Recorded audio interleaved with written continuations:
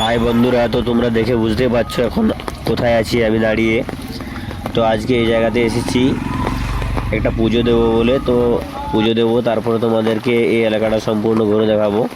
এখন আমরা ড্যামের উপর দিয়ে যাচ্ছি। তো দেখতে পাচ্ছ চারিদিকে জলে জলময়, কারণ এখন বর্ষার সিজন, এই জন্য প্রচুর জল। দেখতে পাচ্ছ আমার পিছনটা কত সুন্দর, জলের জন্য পুরো সাদা দেখা যাচ্ছে, মনে হচ্ছে সমুদ্রের সামনে দাঁড়িয়ে আছি। এখানে দাঁড়ানোর একটাই কারণ যে তোমাদেরকে এখানে কিছু দেখাই। এখানে এই যে রাস্তাটা দেখতে পাচ্ছ, এই রাস্তাটা কিন্তু কোনো গাড়ি যাতায়াত করতে দেয় না, একমাত্র যাতায়াত করতে দেয় সরকারি গাড়ি। এই যে সরকারি গাড়িগুলো আসছে, এই সরকারি গাড়িগুলোকেই যাতায়াত করতে দেয়। আর এর যে নিচে অংশটা দেখতে পাচ্ছ, নিচে একটা ভালো রাস্তা আছে, এটা দিয়েও কিন্তু যাওয়া যায়। আর এই যে সবুজে সবুজময় দৃশ্যটা তোমরা দেখছো, এই দৃশ্যটার মাঝে মাঝে কিন্তু অনেকগুলো ছোটোখাটো গ্রাম আছে। তোমরা যে এই রাস্তাটা দেখতে পাচ্ছ, এই রাস্তাটাই কিন্তু এই ড্যামের বাঁধন অংশ।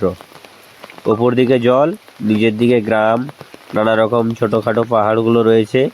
তো এর মাঝখানে আমরা আস্তে আস্তে পৌঁছে গেলাম পরেশনাথ বাবার মন্দিরের কাছে। এখানে পৌঁছেই এই যেখানে মা কালী, এখানে সবাই একটা করে তিলক নিয়ে নিচ্ছে আর প্রণাম করছে। তারপরেই উপরের দিকে যাবে, উপরে গেলে বাবা পরেশনাথ মন্দির দেখতে পাবে।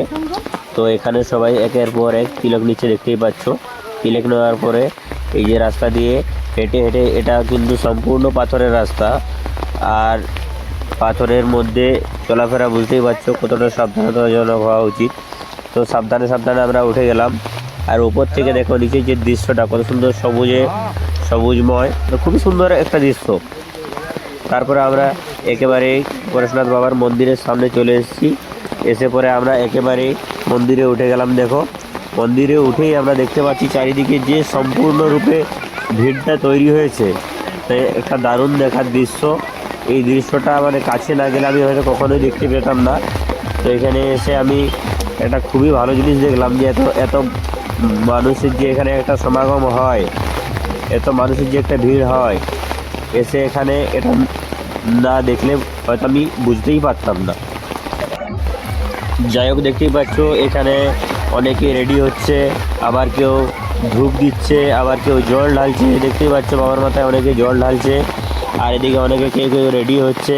আর আমি উপর থেকে সবাইকে দেখাচ্ছি। এবার এখান থেকে বেরিয়ে যেতে হবে আমাদেরকে, কারণ অনেকটা পথ যেতে হবে। তারপরে আবার আরও একটা জায়গায় আমরা পুজো দেবো। সেই পুজো দেওয়ার জন্য ভাবলাম যে তাড়াতাড়ি করে এখান থেকে বেরিয়ে যাই। এদিকে আমাদের গরিবের শাহরুখ খান একটু পোজ দিয়ে দিল। এটা হচ্ছে একটা পার্কের গেট। তো এই পার্কে আমরা ঢুকতে পারলাম না, কারণ আমাদের হাতে খুব কম সময়, তার জন্য এই পার্কটা ঢুকে তোমাদেরকে দেখাতে পারলাম না। তারপর এখান থেকে আমরা বেরিয়ে গেলাম। এরপর ড্যামের মুখে এসে যে একটা মন্দির আছে, সেই মন্দিরে একটু পুজো দিলাম।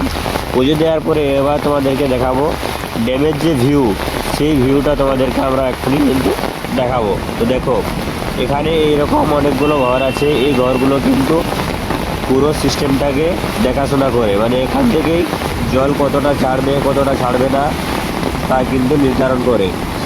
এখন এই মুহূর্তে দেখতে পাচ্ছ হালকা করে জল ছাড়া আছে, 3টে গেটে জল ছাড়া আছে। 3টে গেটে 2% করে জল ছাড়া আছে শুধুমাত্র, তার বেশি জল ছাড়া নেই।